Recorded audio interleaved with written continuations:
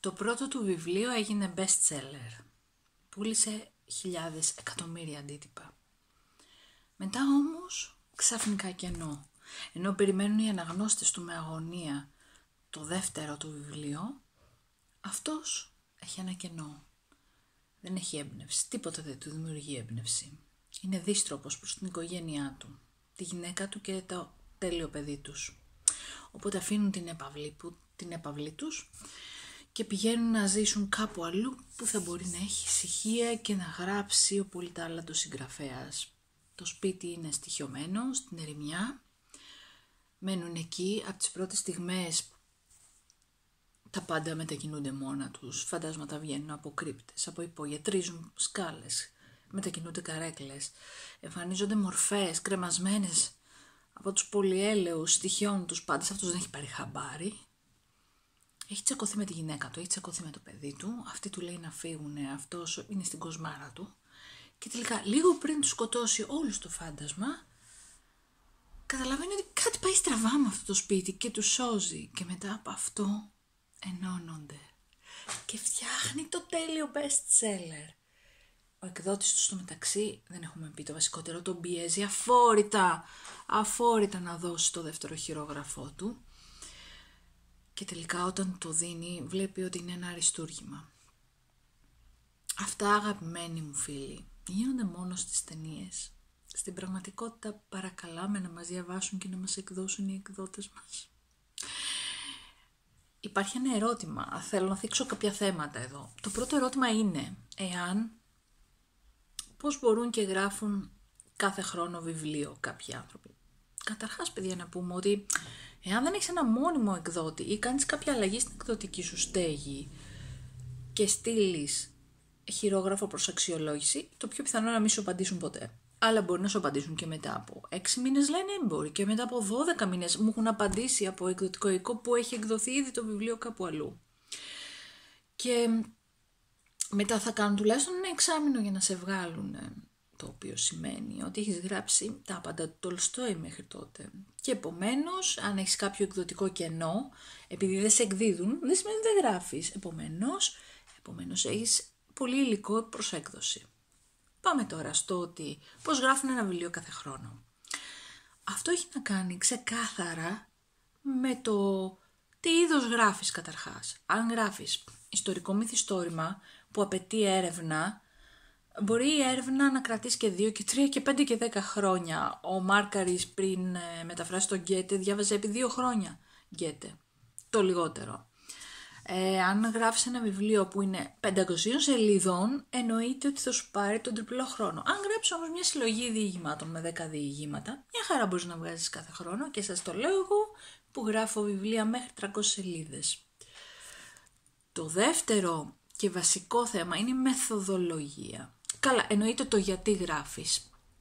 Γράφεις επειδή έχεις να πεις κάποια ιστορία ή επειδή θέλεις να είσαι στην επιφάνεια. Το να σε παρακαλάει ο εκδότης σου να γράφεις ισχύει για ένα 5% στην Ελλάδα, ίσως και λιγότερο, λίγοι είναι αυτοί που φέρουν τα λεφτά πλέον και εκεί δεν υπάρχει θέμα έμπνευσης, γιατί υπάρχει και ολόκληρη ομάδα φιλολόγων και συγγραφέων από πίσω που μπορούν να υποστηρίξουν την προσπάθεια.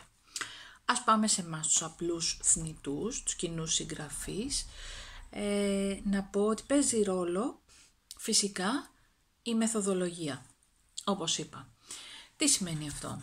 Βλέπουμε πάρα πολλά βιβλία τα οποία φλιαρούν, δεν έχουν συνοχή, πολλοί φτιάχνουν χαρακτήρες τους οποίους δεν ολοκληρώνουν ποτέ και μερικές φορές γίνονται και κάποια πεάσματα κάποιων δευτερευόντων προσώπων τα οποία τα έχουν ξεχάσει και οι ίδιοι. Ας πούμε και τα ξεχνάνε, τα ξαναπιάνουν στο τέλος. Παιδιά, όταν ακούτε να λέει κάποιος ότι γράφει ένα βιβλίο 10 χρόνια, μετά το παράτησα, το βαρέθηκα και μετά έπιασα ένα άλλο και άρχισα. Και μετά λέω, μετά από 10 χρόνια, δεν τα ενώνω αυτά τα δύο και βγήκε ένα βιβλίο. Όχι, δεν είναι βιβλίο αυτό. Το βιβλίο απαιτεί πειθαρχία και πρόγραμμα και γίνεται με πολύ συγκεκριμένο τρόπο. Δεν γίνεται μεθυσμένο στο μπαρ, σε μια άκρη. Αυτό είναι σκηνικό ταινίας πάλι. Να πούμε, πρώτα απ' όλα ξεκινάμε, έχουμε την ιδέα στο μυαλό μας, τη σκεφτόμαστε. Μετά παίρνουμε ένα βιβλίο, ένα τετραδιάκι. Γράφουμε την περίληψη της ιστορίας. Δηλαδή σε 1-2 σελίδες τι περίπου σκοπεύουμε να γράψουμε, τι θα συμβεί. Μετά, οπωσδήποτε κάνουμε σχεδιάγραμμα των προσώπων από τους βασικούς ήρωες μέχρι την τελευταία παρουσία, την κοπέλα που θα περάσει τυχαία από μπροστά σου κάποτε.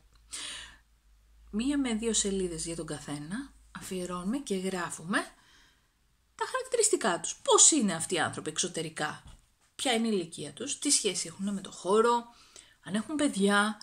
Γιατί εγώ μπορεί να βάλω έναν ήρωα και να φτάσω στο 4ο-5ο κεφάλαιο, ας πούμε, και επειδή είναι δευτερεύον ήρωας, μπορεί να περάσουν 10 κεφάλαια, να μην θυμάμαι καν πώς είναι. Και να γράφω άλλα τι άλλον. Γι' αυτό πρέπει ακριβώς να έχουμε τα χαρακτηριστικά ώστε να ανατρέχουμε και να βλέπουμε τι χρώμα μάτια έχει, ας πούμε. Εγώ μπερδεύω και τα ονόματα, κάνω και αυτό, ας πούμε. Υπάρχει και αυτή η περίπτωση. Επίσης, αφού κάνουμε το σχεδιάγραμμα των προσώπων, οπωσδήποτε έχουμε σχεδιάγραμμα χρονικό, ειδικά αν παίζουμε σε χρονικά επίπεδα, γιατί δεν βγαίνουν τα νούμερα, παιδιά, με τίποτα. Άμα γράφουμε έτσι αυτόματη γραφή, δεν υπάρχει αυτόματη γραφή. Η αυτόματη γραφή έρχεται μετά, θα εξηγήσουμε. Και αφού τελειώσουμε με το σχεδιάγραμμα των προσώπων και ξέρουμε ακόμα και τι χρώμα ισόρουχο φοράνε, ξέρουμε τα πάντα για αυτούς σαν να είναι υπαρκτοί από τον πρώτο μέχρι τον τελευταίο, γιατί ο αναγνώστης θυμάται. Εμείς δεν θυμόμαστε, αλλά αυτός θυμάται και σου λέει τι γίνεται εδώ. Πού ξεφύτρωσε αυτός ή πού χάθηκε ο άλλος. Τότε κάνουμε το σχεδιάγραμμα των κεφαλαίων. Από το κεφάλαιο 1 μέχρι το κεφάλαιο 580, ξέρω εγώ πόσα κεφάλαια, γράφουμε μια 10-20 σειρές το τι γίνεται. Λέμε για παράδειγμα ότι ξεκινάμε με την ξένια που φτάνει στο χωριό, ας πούμε, για να κυδέψει τη μητέρα της και εκεί γίνονται διάφορα περίεργα. Στο πρωτοκεφάλαιο λοιπόν λέμε περιήγηση στο χωριό, άφηξη κλπ. Το πώς θα το κάνουμε είναι η έμπνευση της στιγμής. Πραγματικά. Εκεί αφήνουμε ελεύθερο το συναίσθημα. Αλλά ξέρουμε τι θα γράψουμε μέχρι την τελευταία λέξη του τελευταίου κεφαλαίου. Στο δεύτερο, στο τρίτο κεφάλαιο ούτω καθεξής. Σχεδιάζουμε τι θα πούμε. Αυτό έχει πολλά πλεονεκτήματα. Πρώτα απ' όλα, όταν φτάνεις τελικά να γράψεις, έχεις έτοιμο το βιβλίο. Δεύτερον, έχεις σφιχτή πλοκή. Δεν κάνει κοιλιές, γιατί ξέρεις που πατάς. Τρίτον, παίζεις με τα χρονικά επίπεδα όπως πρέπει να παίξεις. Δηλαδή, μπορεί να μην πας γραμμικά, μπορεί να ξεκινήσεις από τη μέση, in media res. Μια γυναίκα μένει έγκυος από το διάβολο και έρχεται, φτάνει στην πόλη για να γεννήσει αυτό το παιδί. Μπορείς να το πάρεις από την αρχή και να εξηγήσεις πώς έμεινε έγκυος κλπ. Μπορείς να το πάρεις από τη μέση, όμως από την άφηξη της γυναίκας στην πόλη. Κατεβαίνει από το τρένο και κυοφορεί το παιδί του διαβόλου και σιγά σιγά μας αποκαλύπτει με σπόντες και με μυστικά τι παιδί είναι αυτό και πώς το συνέλαβε. Όλα αυτά θέλουν σχεδιαγράμματα, όπως είπα, για να είμαστε συνεπείς. Το πάθος και η ελεύθερη σκέψη και η έμπνευση θα βγει στον τρόπο που θα περιγράψω μια σκηνή χωρισμού, ας πούμε. Εγώ θα γράψω ότι χωρίζουν η Άννα και ο Γιώργος. Αλλά το πώς θα χωρίσουν, ναι, είναι η έμπνευση της στιγμής. Αφού το τελειώσω, θα το αφήσω 1-2 μήνες, να το ξεχάσω τελείως, για να μπω σαν παρατηρητής. Εκεί πάντα αλλάζει. Αυτό θα γίνει τουλάχιστον άλλες 2 φορές.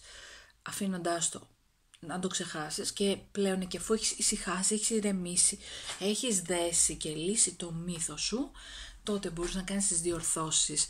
Μια ιστορία πρέπει να έχει πάντα αρχή, μέση και τέλος. Όλα τα άλλα, αν δεν είσαι Φόκνερ, είναι μπουρδολογίες.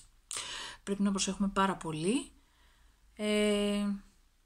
Δεν θέλω να μου βγει το φιλολογικό, απλά επειδή ακούω διάφορα θα ήθελα να τοποθετηθώ πάνω σε αυτό. Επομένως, αν ακολουθείς μια συγκεκριμένη μεθοδολογία, πάρα πολύ εύκολα μπορείς να γράψεις, ακόμα και αν έχεις χάσει κάποιες μέρες συγγραφής, γιατί είσαι άρρωστος, γιατί έχεις υποχρεώσεις, κοιτάζοντας το σχεδιάγραμμά σου, κρατάς τη ροή σου. Και με αυτόν τον τρόπο, ναι, μπορείς να δίνεις και ένα βιβλίο το χρόνο, φυσικά.